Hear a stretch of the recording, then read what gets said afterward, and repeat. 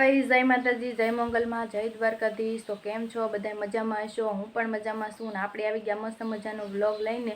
તો તમારું બધાનું હાર્દિક હાર્દિક સ્વાગત છે મારા સરસ મજાના વ્લોગમાં। તો ગાઈસ અત્યારે મસ્ત એવો છે નાસ્તો કરી લીધો, સાન ભાખરીનો નાસ્તો કરી લીધો છે।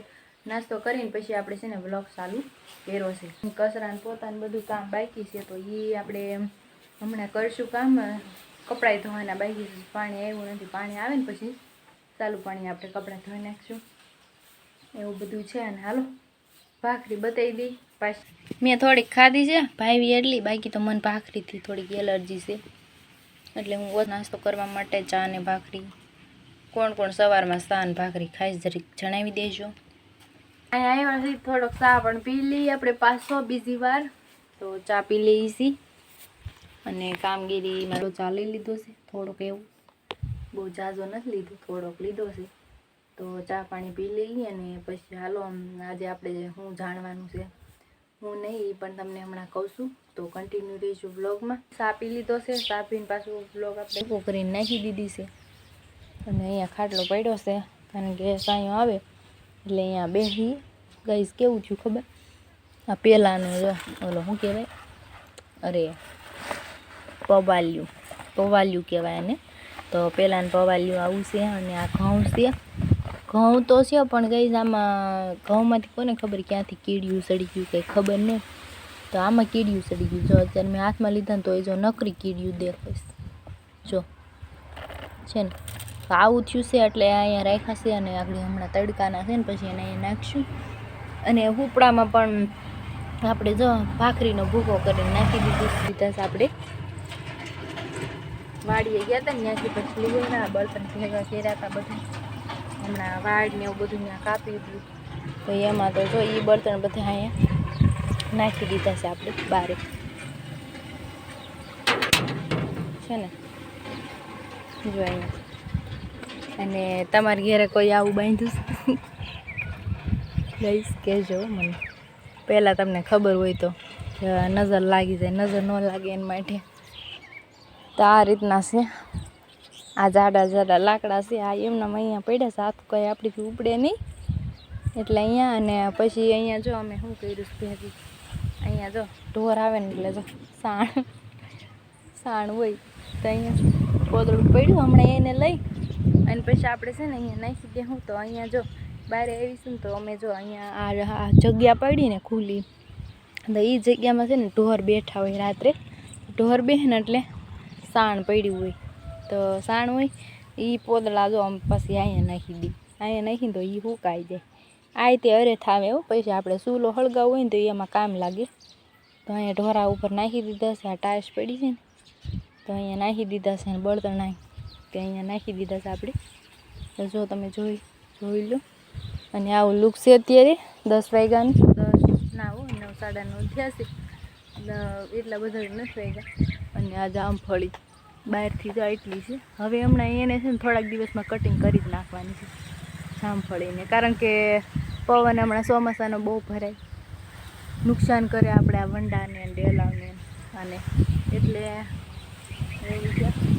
હાલો હવે હું છે ને અંદર જાઉં અને ડેલો કોઈને ન કહેવાય, અહીંથી ખુલે તો અહીંથી ખુલે, હા કટાઈ ગયું પાણી પડી। આ બધા જામફળ પાકી ગયા છે હા, અને પાકવા દીધા જ છે કારણ કે બહાર મોકલાવાના છે થોડા, એટલે સાઈ કરીને રાખ્યા જ છે। કેવા મસ્ત જામફળ છે, જો આ કેટલું પાકેલ છે, તો હાવ પાકી ગયું। અને આ જામફળના થોડા ફાયદા પણ હોય છે હો ગાઈસ, તમને ખબર નહીં હોય, મને થોડીક ખબર છે આ જામફળના કેટલા। આ જામફળ જો એટલું અમથું છે ને નાનું અમથું, તોય તે એ પાકી ગયું છે ને। જો કેટલા જામફળ આવ્યા છે, ખાલી એક ડાળે છે ને ધરવી દે એટલા જામફળ આવ્યા છે, જ્યાં જોઉં ત્યાં ડાળખીમાં જામફળ ને જામફળ। આ જામફળના ફાયદા ઘણા છે, જામફળના કેટલા બધા ફાયદા હોય, ઘણા બધા હોય છે ફાયદા, આપણે ખબર ન હોય પણ ખબર થોડા જલ્દી રાખવી પડી।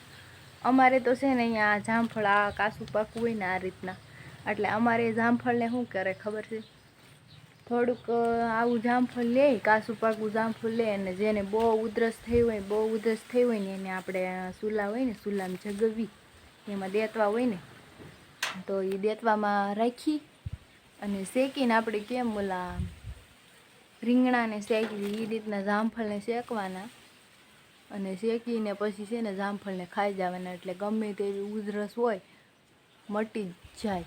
2-3 દિવસ ખાવ એટલે ઉધરસ ગમે એવી હોય એટલે આ જામફળથી મટી જાય. થોડુંક કાચું પાકું જામફળ હોવું જોઈએ.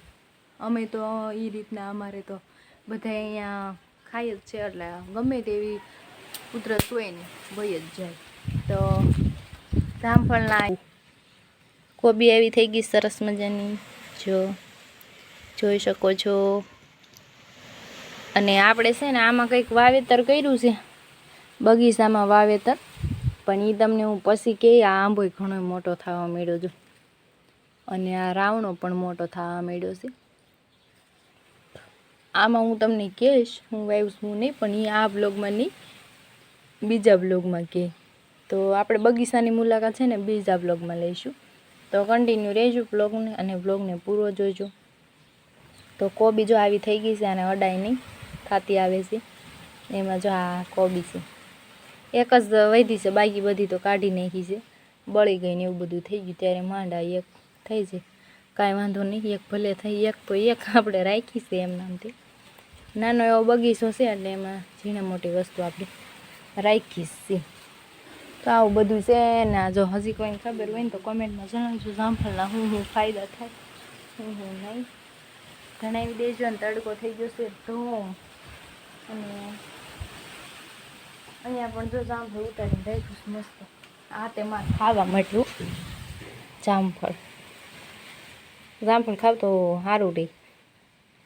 હું તો ખાવ જ છું, જોકે મારે ઘેરે છે એટલે ખાવાના જ હોય. તો એ જામફળ પડ્યું છે ત્યાં. તો હવે આપણે બ્લોગમાં છે ને મસ્ત એવી કોમેન્ટ કરી દેજો. બ્લોગ ગમે તો લાઈક શેર અને ચેનલને સબસ્ક્રાઈબ પણ કરી દેજો નવા મિત્રો. તો કરીએ આપણે અહીંયા બ્લોગનો એન્ડ. તો મારી ચેનલને સબસ્ક્રાઈબ કરજો, બેલ આઇકનને પ્રેસ કરજો ને ફૂલ સપોર્ટ કરજો. નવા હોય ચેનલને સબસ્ક્રાઈબ કરવાનું ભૂલતા નહીં. તો મળીએ બીજા નવા નેક્સ્ટ બ્લોગમાં. તો જય માતાજી, જય મંગલમાં, જય દ્વારકાધીશ.